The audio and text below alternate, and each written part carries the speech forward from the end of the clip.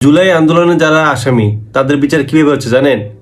যারা অ্যারেস্ট হয়েছে তাদের কয়েক বছরের জেল, আর যারা পলাতক তাদের ফাঁসি।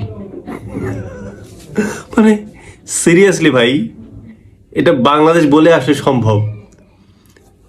আপনি কারা কারা হচ্ছে আমাদের, একটা বার চিন্তা করে দেখুন যে এই যে যারা লোকগুলো জনগণের সাথে এতগুলো মানুষ মারা গেল তাদের সাথে গাদ্দারি করতেছে, এই লোকগুলো যখন রাত্রে যখন বাসায় ফেরে তখন বাচ্চাদের মুখগুলোকে দেখে মনে হয় না যে এরকম ফুটফুটে বাচ্চা রেখে কতজন শহীদ হয়ে গেছে, তাদের হত্যাকারীদের আমি বাঁচিয়ে দিলাম।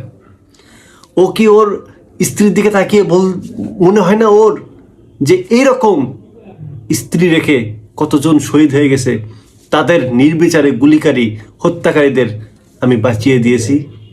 ওর একটা বারের জন্য কি ওর তার বাবা মা দেখে কি এরকম মনে হয় না যে এইরকম বাবা মায়ের তো সন্তান অনেকেই ছিল, তারা জেল, তারা গুম খুন হত্যার শিকার হয়েছে, তাদের ওপর যারা জুলুম করেছে, যারা হত্যা করেছে, তাদেরকে সে বাঁচিয়ে দিয়েছে।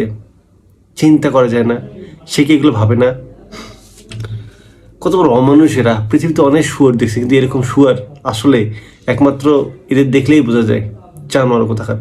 আল্লাহ জান তোদের বিচার এই বাংলাদেশের মানুষের কাছে চোখের সামনে যেন করে মানুষজন দেখতে পারে যে তোরা কতটা নিকৃষ্ট, তোরা কতটা বর্বর, তোরা কতটা কতটা নিকৃষ্ট, তোরা ফেরানোর চাইতে নিকৃষ্ট। আল্লাহ জান তোদের এমনভাবে মৃত্যু দেয়, এমনভাবে তোদের যেন কষ্ট দেয়